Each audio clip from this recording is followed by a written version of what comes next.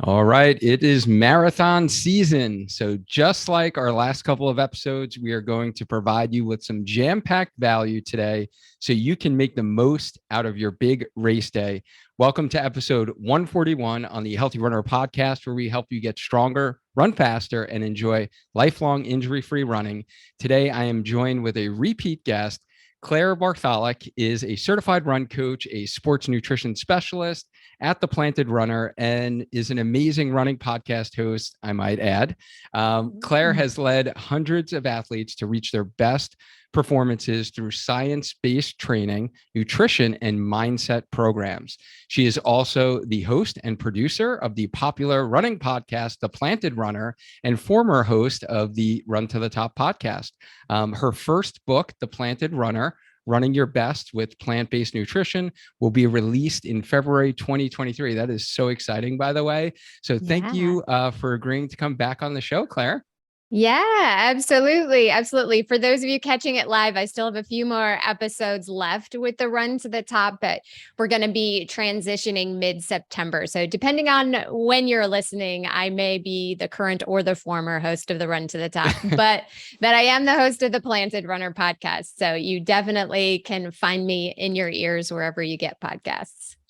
Thank you for clarifying that. And in this episode, guys, Claire is really going to share her top 10 marathon racing mistakes and share how you can avoid them during your next race. Claire, we have a bunch of new listeners since your episode back in, I was actually looking at the date, back in April of 2021.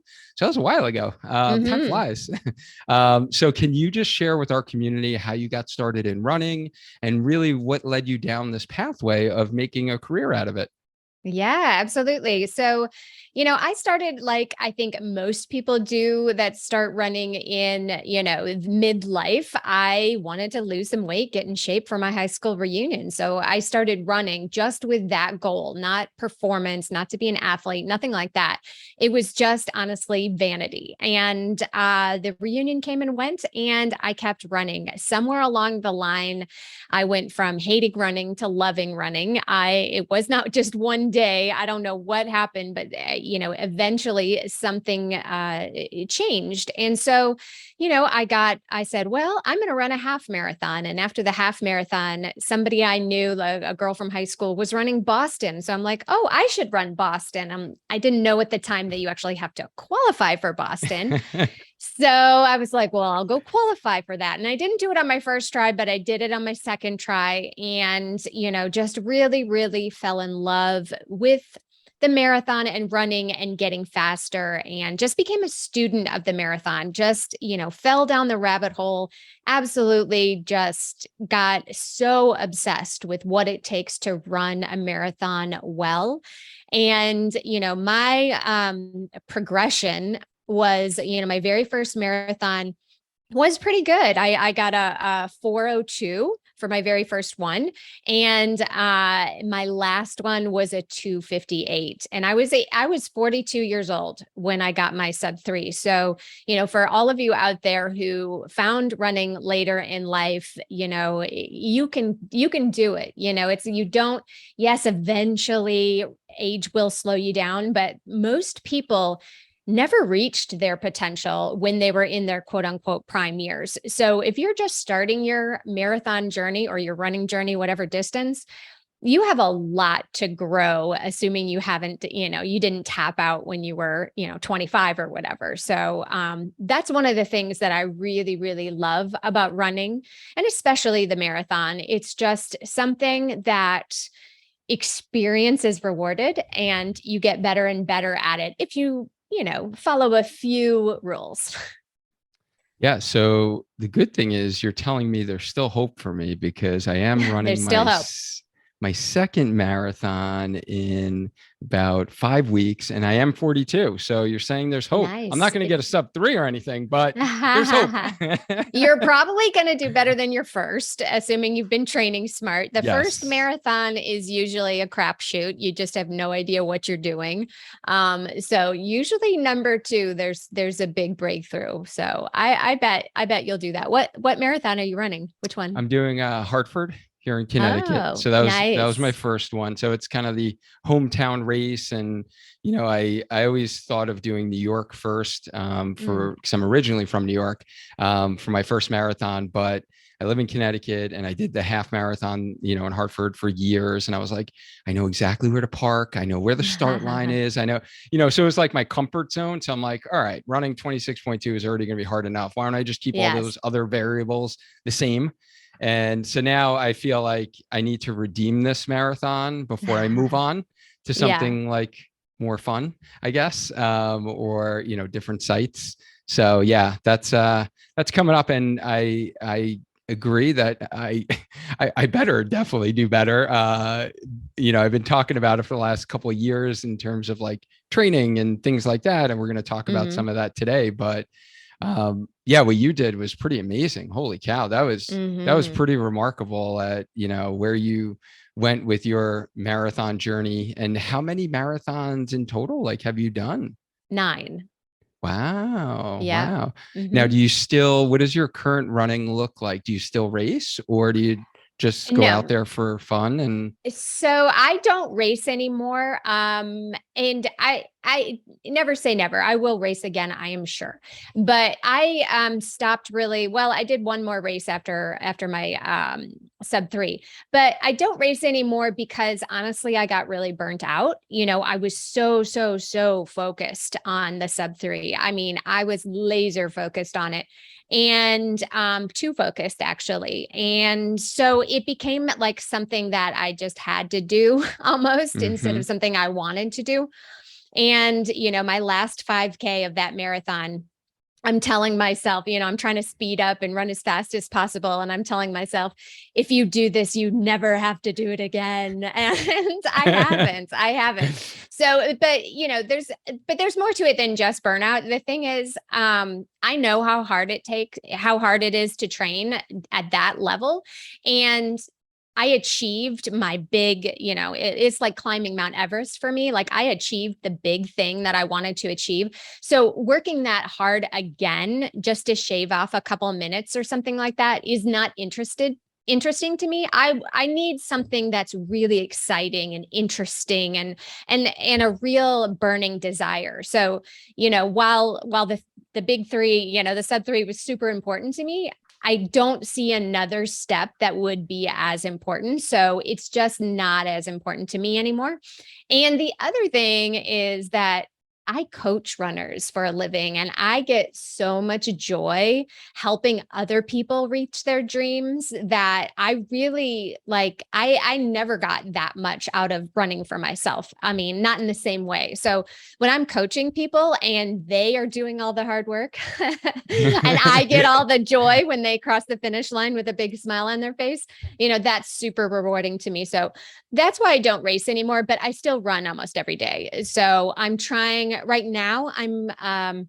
I have a coach, even coaches have coaches, and Yep. I am working on strength right now. So, I'm a skinny marathon runner, putting muscle on me is a big challenge. So I'm out of my comfort zone right now.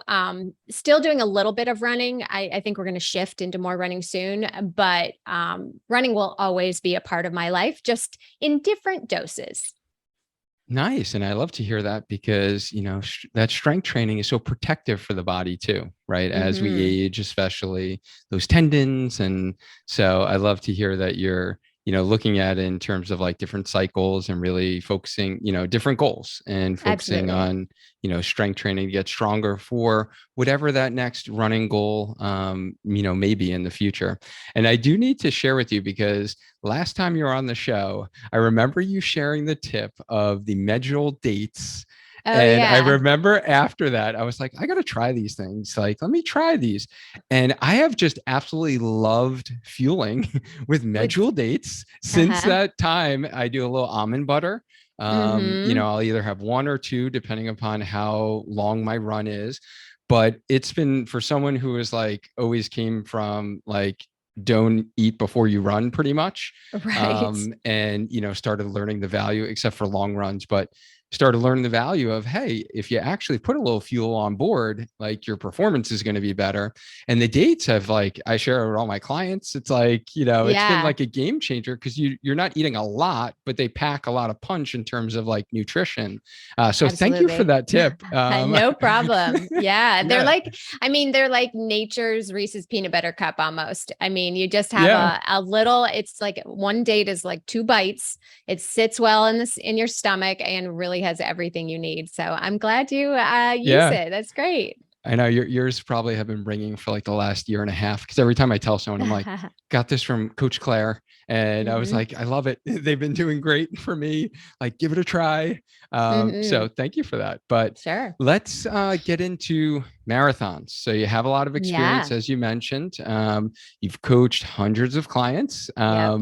So I'm sure you've seen mistakes along the way, Yep. either done them yourself or seen others. So I really wanted to, the last couple episodes, we had an episode on basically marathon training for beginners. And then last episode, we did like advanced marathon training and really taking the speed work and adding in Hmm. marathon pace into long runs and all of that. So I really Hmm. want to kind of take a different angle today and kind of like, what are the mistakes that we need to avoid? Hmm. And how can we avoid them? So what are like the most common mistakes if we kind of broke that down into like 10 common marathon mistakes? What would you say is the first mistake that you see in runners? Yeah. Well, the first mistake is the biggest one, and it's the one that needs to be shouted from the rooftops. So if you don't listen to any of the other 9 things that I'm going to say, listen to this one and forget everything else. So the most damaging thing you can do for your marathon is going out too fast. So you've got 26.2 miles. If you can run your goal pace in the first 5K, who cares? It's whether you can run your goal pace in the last 5K.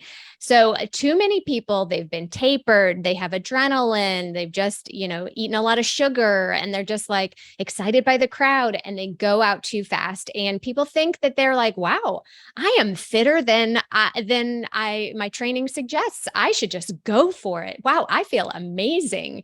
And they get caught up in this race day confidence, which it's good to be confident. But if you don't respect the distance, you're going to be walking at mile 16 or something like that. So the good thing one thing that I like to say to my runners is the marathon is a 20-mile warm up for a 10K race. You have got to keep it in your pants the first 20 miles. You really do. You have to control your speed, keep it under control for as long as possible. And then the race really starts at when you have 10K to go or 6 miles to go. Um, you are not fitter, magically fitter on race day than you were 3 weeks ago. You'll feel better because you're tapered and you've rested and you've carbo loaded and you've got adrenaline on board. You will feel good, hopefully. But that does not mean you have just jumped through 10 levels of fitness and you can all of a sudden run 30 seconds faster per mile because you feel amazing. Feelings are not facts. That is definitely something that you have to remember. And going out too fast is the number one cardinal sin in the marathon. Oh my goodness. So many sound bites there. Feelings are not facts. Keep it in your pants. Yes.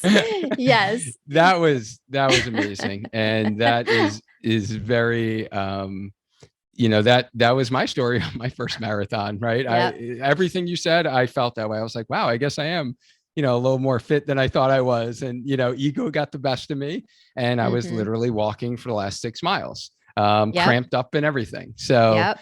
yeah, it is very, very common, guys. So make sure you're listening to Claire here. She knows this is the most common mistake. And I love how you said kind of that last 10K. And that's what we have, like a race day blueprint. And that's how we kind of break the marathon into like 3 parts. But you got the first part, first 6 miles, and then the middle part, and then the last 10K. Hmm. And really having that mindset. And I've started to do that for my half marathons the last 3 years of, yeah, okay, it's going to be a 10-mile warm up. and then, it's a 5K race for like a half marathon. But applying that to the marathon, yeah, it's a 10K race essentially, is Hmm. really what you need to think about from like a mindset standpoint. But yeah, that I would totally agree. Going out too fast, most common mistake. All right. So, what is the second racing mistake that most folks Okay. make? The next one is another classic one is nothing new on race day. Don't try anything new. Don't have a new pair of shoes. Don't try the new gel that you got at the expo.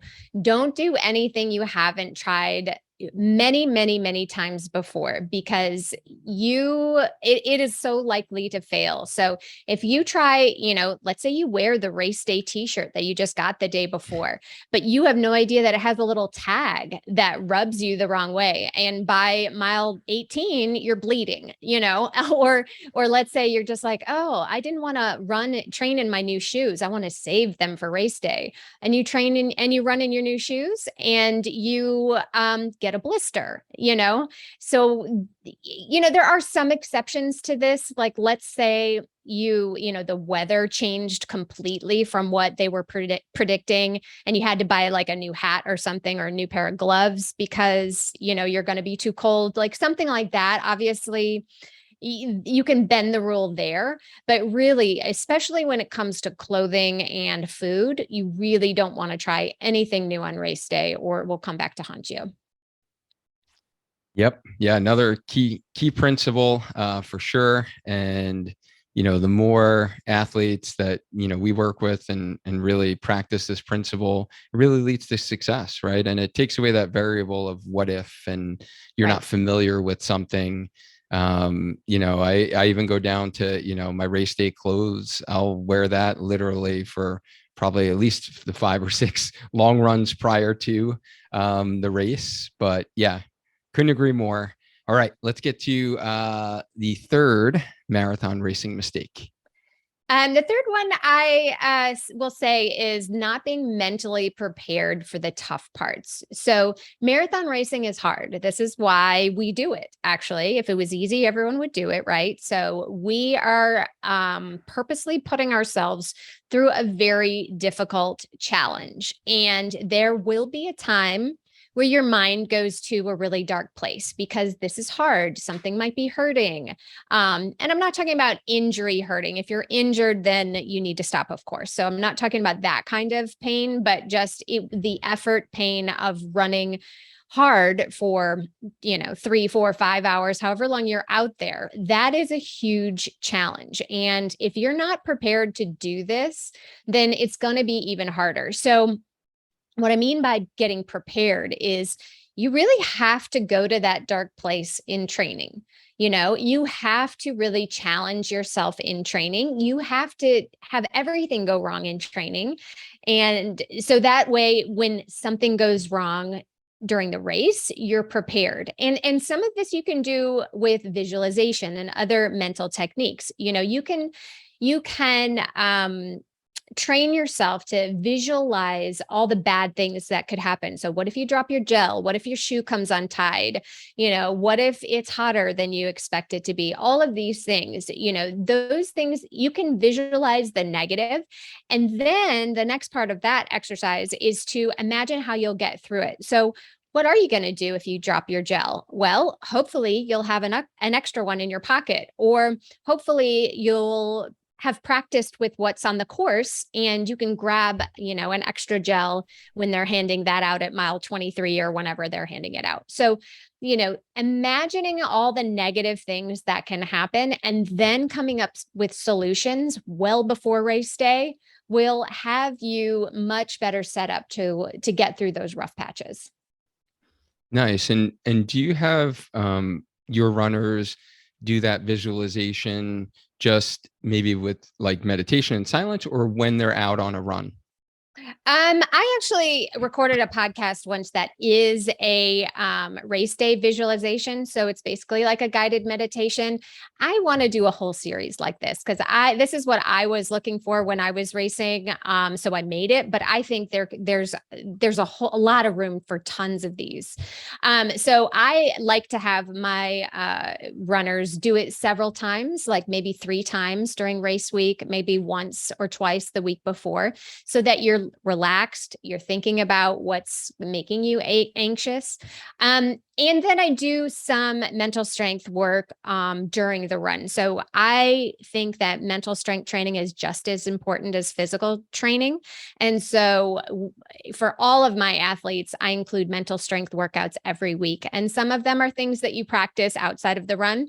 And then some of them are things you practice during the run. So things that ways to talk to yourself to get the negative self-talk to kind of shift a little bit. So there's lots and lots and lots of things that you can do for that, but you don't just start on race day. This is something you need to practice, just like strength training, just like running.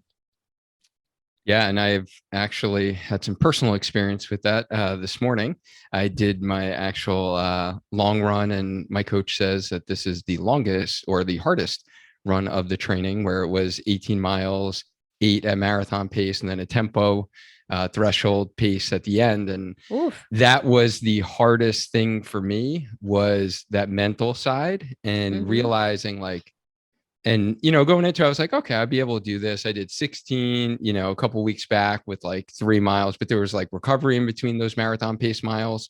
And I was like, okay, I got this. But the mental side is so important, and it just brought me back to race day and how you have to rely on those mental strategies, those Mm-hmm. mantras. And I was like, holy cow, I need to work on this a little bit more before race day, because yeah, it was starting to get dark out there. And I'm not talking about that I was running in the dark. It was Right. quite sunny outside, and my mind was just going to negative thoughts and all of this. And I'm like, oh, I need to work on this. So I am definitely going to check out some of that content that you have. um, Sure. but yeah, that is so important, especially for those that are maybe running their first marathon and listening to this. The mental side is real for a marathon. Yeah. Yeah, absolutely. Absolutely. And that's something that I'm doing actually with the new podcast, The Planted Runner, is at the very end, I do what I'm calling the mental strength minute. So in 1 minute, I'm going to explain a mental strength technique that you can use on the run. So most people are running when they're listening to running podcasts. And so like it's usually something that you can practice while you're listening, which is really cool. And it's gotten a lot of really good feedback. Yeah, and I love your delivery, because I was actually listening to your third episode this morning during my run Ah. on running form. And I just love your delivery and how you present it, where if someone's running, they can just like, you were like, eyes forward, right? Relax your Yeah. neck. And I'm like, okay, let me think about, making sure my arm swing is good. And no, I look forward to, checking out those mental strength kind of minutes on your Hmm. show. And yeah, I've been loving the new episodes. They have been absolutely fantastic. For those listening to this podcast, definitely check out the Planted Runner podcast. You will find it very, very valuable, like I have. All right, Thank let's get you. to, you're welcome. Let's get to the fourth racing mistake. Hmm. So, number 4 is being undertrained. And what I mean by that is, there are some people who can run a marathon off the couch. There really are. And those people are usually, athletic in other ways. And, they've done minimal training and they get through the marathon. But I think those are the exceptions. If you're undertrained for the marathon, you can usually do the distance, but it's going to be absolutely painful and it's not going to be a fun experience. So, what I like to see in marathoners at a minimum is well, really 4 days of running and at the very least 35 miles a week. And I know people get away with running about 30 miles a week and then go run a marathon. And, if you're doing cross training, this is something that you can more easily get away with if you've got a really big aerobic base from biking or swimming or something like that. But I really think you're setting yourself up for a harder time if you don't have the mileage in during training. So I like to see at the very least 35 miles a week, preferably 40. And then once you get up over 40, it's going to start to vary. Some people are super comfortable at 50 or 60. Higher than that, is starting to get challenging for most like normal people. But, there definitely are lots of people that go higher than that. And then, the elites go very, very high. And so I'm not talking about super high training. I think undertraining is more of a problem. So don't go into the marathon on 30 miles a week, please. Try the half for a while and then, 6 months later, do the marathon. The marathon isn't going anywhere. So get trained so that you can have a really successful race, not just, a painful crawl to the finish. Yeah, I couldn't agree more. And I really respect the marathon. And, it's taken me 5 years to go back for seconds myself, Mm-hmm. because I knew what was involved with the training and the dedication and how I needed to build more of a solid running base. And, the weekly volume and the mileage is so important. And I just love how you kind of, said that consistent running is going to give you success at the marathon. It's not the 16, 18, 20 week plan, right? That you just start and that's going to give you success, but it's the body of work before that, the last Yeah. 6 months, the last 6 years, right? Right. That is what is going to give you your success because that training doesn't go away, right? It's Right. kind of part of you. And so, yeah, couldn't agree more. And I think this is evidence if you've ever been to a Run Disney event, you will see the undertraining for sure. A lot of people, Yeah. it's a fun event. It's a great event, and I love that people challenge themselves. But I just feel bad when you see so many injured runners because they were undertrained, and they're really stretching their body to places that their body is not ready to go to. Yeah, absolutely. And if a lot of people want to run a marathon and don't have some kind of speed goal or anything like that. They just want to get through it, and that's great. I'm not saying you have to train so that you run this marathon fast, not at all, unless you want to.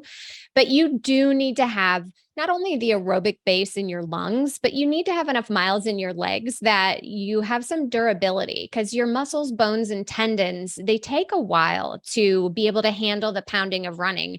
And if you just don't do it that often, going out for a marathon or, the dopey challenge, which is a whole bunch of racing in 4 days, that is going to be some serious abuse to your body. So respect the marathon and respect your body's ability to adapt to it. Agreed.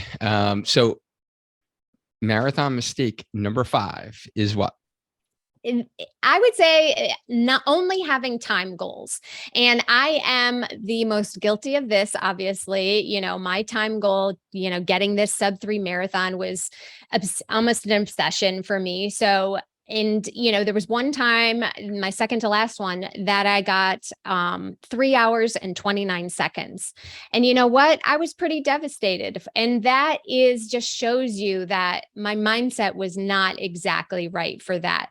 So, if you only have time goals and you say, oh, I need to hit X, pace, or I really want to get a sub 4 or whatever your time goal is, it's great to have time goals. Don't get me wrong. When you hit them, you feel amazing.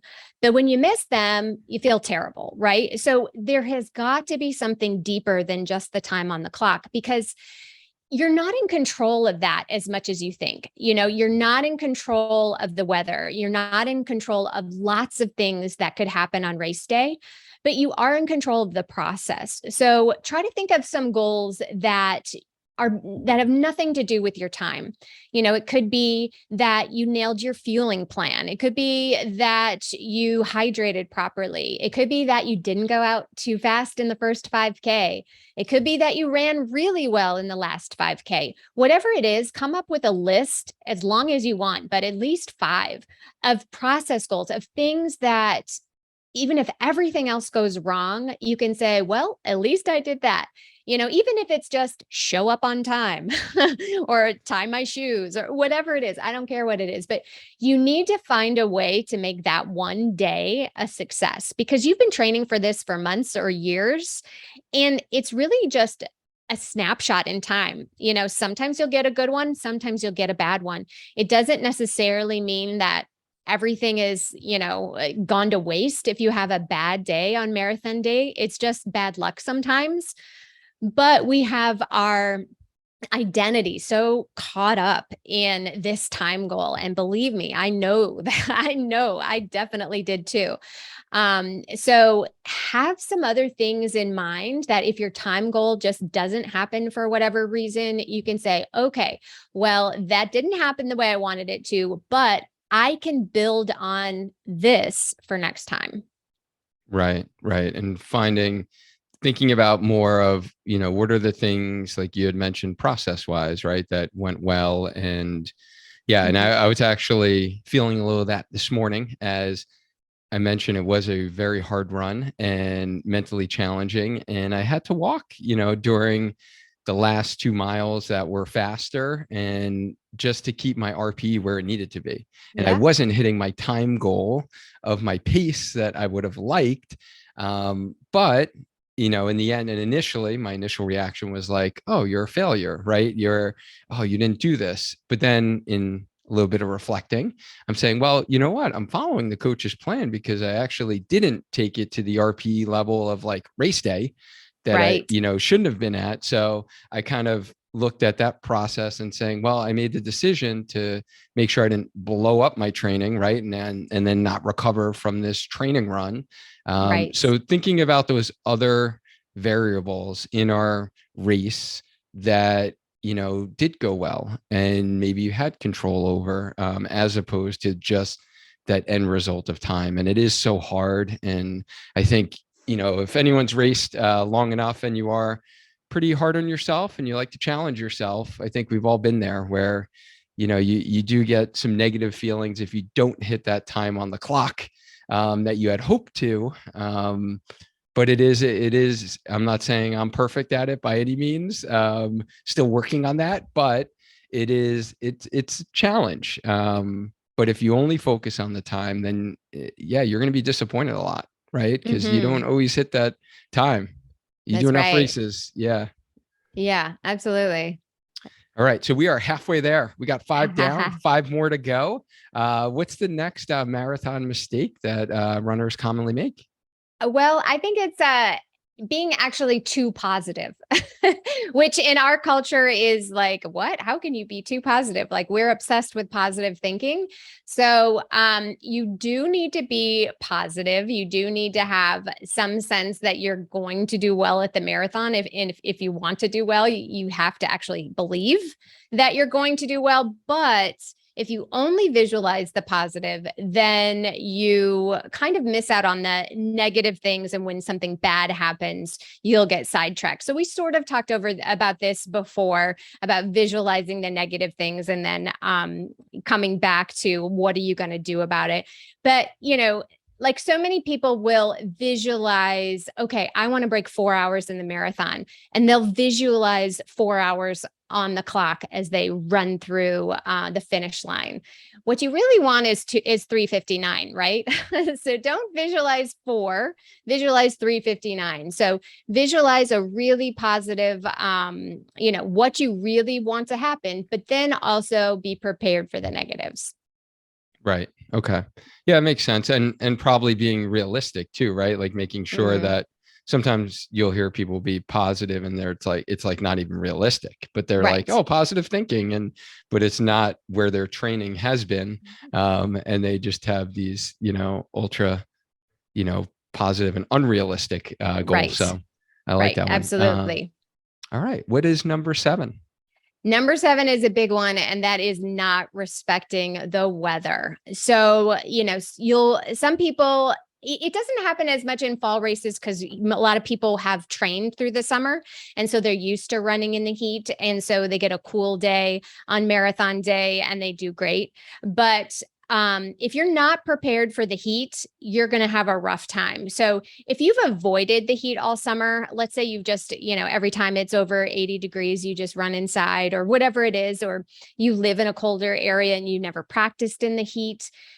When it's hot on race day, you have to slow down or you're just going to blow up. You've got to forget about your plan. You've got to change things around. The heat is the number one thing that can sabotage your marathon. Other weather related things are the wind. You could get a terribly cold and rainy day, and that could be something that you're not prepared for. If you just go out with your normal plan and forget about adjusting for the weather, you're going to get in trouble real quick.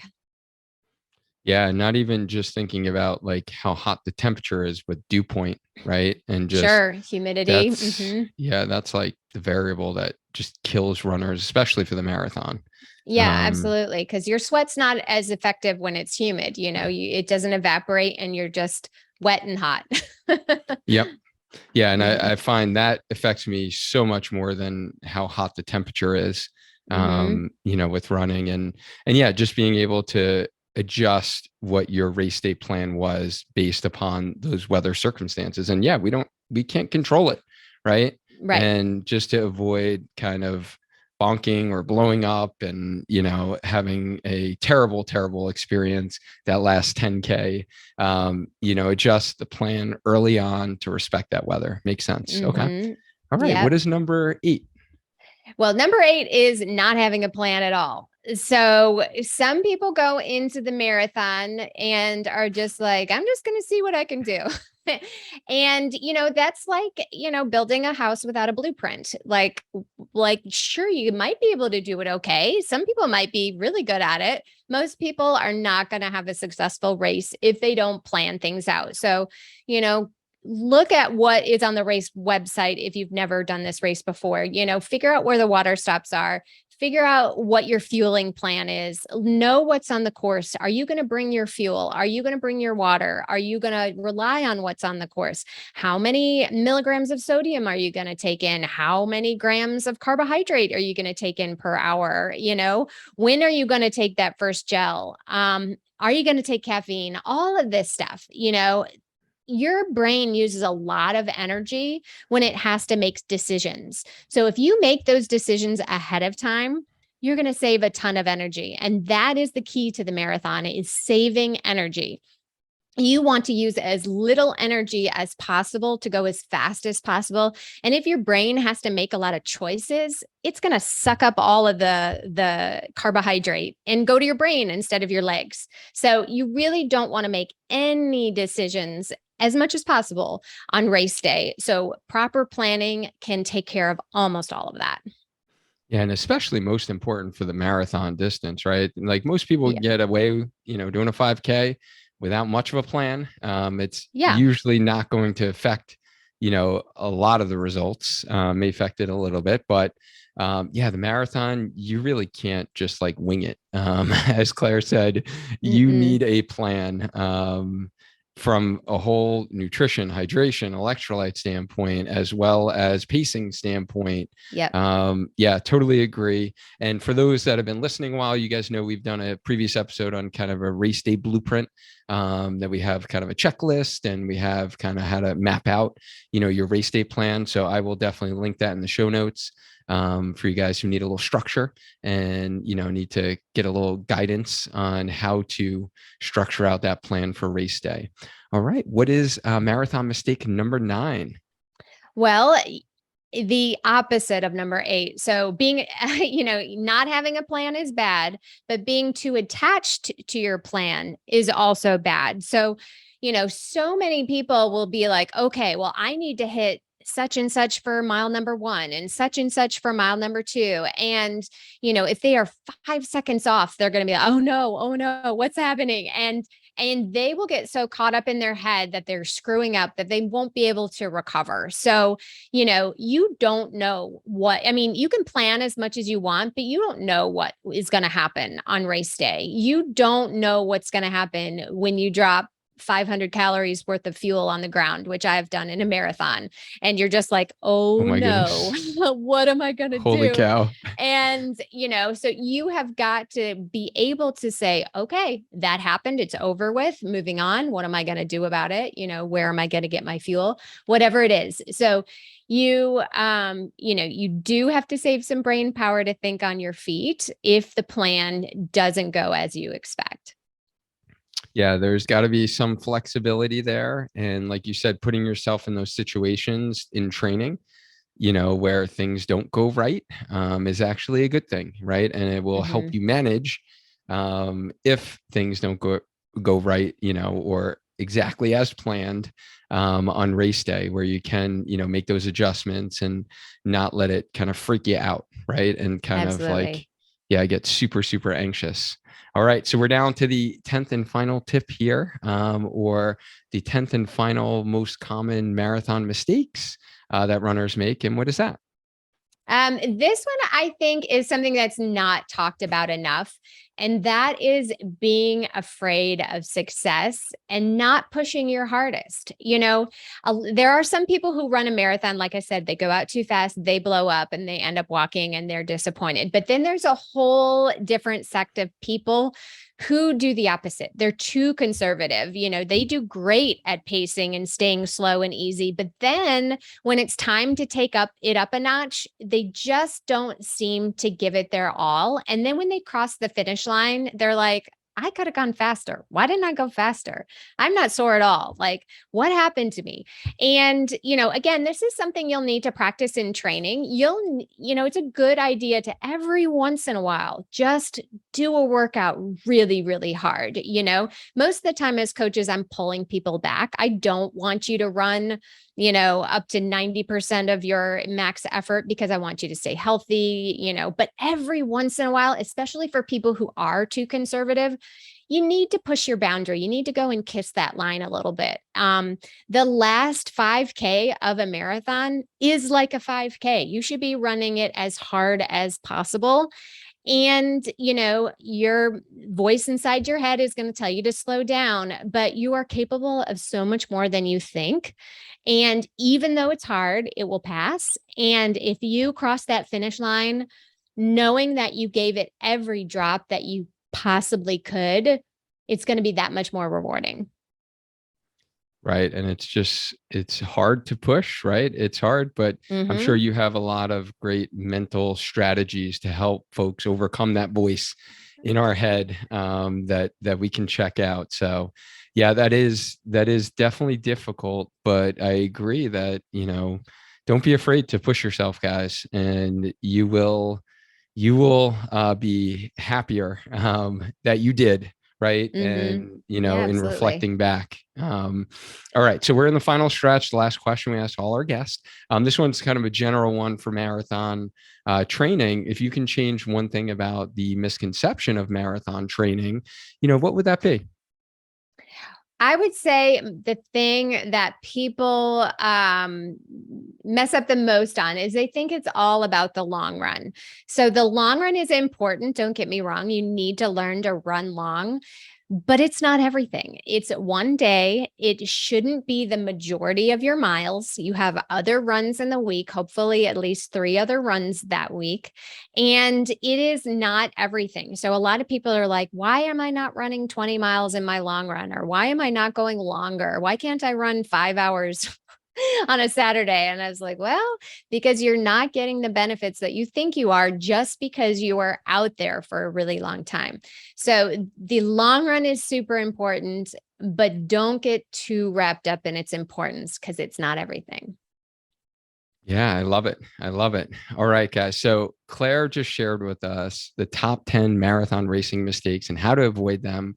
I've been taking some notes here. Let's see if I got this correct. So just kind of wrapping these up. Number one was going out too fast is a mistake. Number two is trying something new on race day.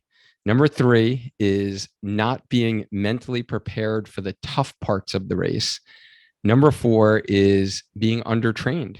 So, not really making sure that you have the training necessary to run the marathon. Number five was only having time goals, So really focusing too much on the time and not the process. Number 6 was only visualizing positive, right? And maybe having unrealistic goals and not thinking about some of those negative things that come up in the race. And I know you kind of tied that back to kind of the mental preparation, which I loved. And then number 7 was not respecting the weather and needing to make adjustments. Number 8 was not having a plan.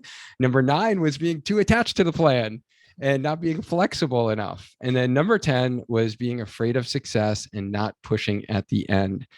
I absolutely love these. I think these are going to really resonate with a lot of marathon runners, and they could probably say, "Oh, I've done that. Check each one off. I've done that. I've done that."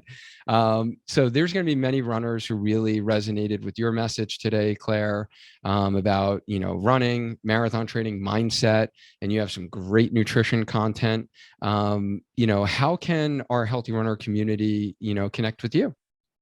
Well, of course, you can listen to the Planet Runner podcast wherever you get podcasts, and you can join me. I'm doing a totally free 12-week marathon series. So, what I do is I break down what you should be doing every single week for 12 weeks before the marathon. We're right in the middle of it right now. So, depending on where you are or when you listen to this, you can get the older weeks, but you can't get the newer weeks because I'm just doing it live. So if you want to go ahead and jump on that, you'll get the current week in your mailbox each week.